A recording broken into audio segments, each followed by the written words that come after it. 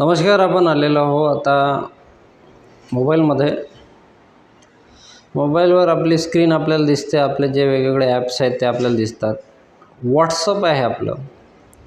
त्या व्हॉट्सअपचा आयकॉन आपल्याला दिसतो. त्याच्यावर क्लिक करायचं आहे. त्यानंतर असा इंटरफेस आपल्याला व्हॉट्सअपमध्ये दिसतो. इथं ते प्लसचं बटन आहे उजव्या साईडला खाली. त्या बटनवर क्लिक करायचं आहे.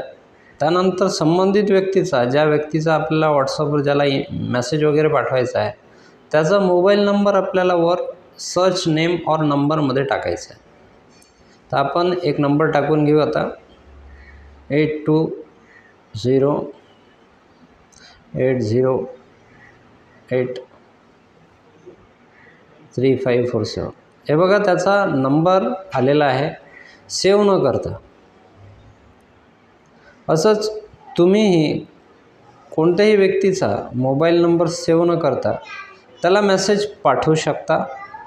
हे व्हॉट्सअपचं एक नवीन फीचर आलेलं आहे आणि वारंवार आपल्याला कोणाचाही नंबर सेव्ह करण्याची आवश्यकता यांना पडणार नाही. तुम्हीसुद्धा हे ट्राय करू शकता.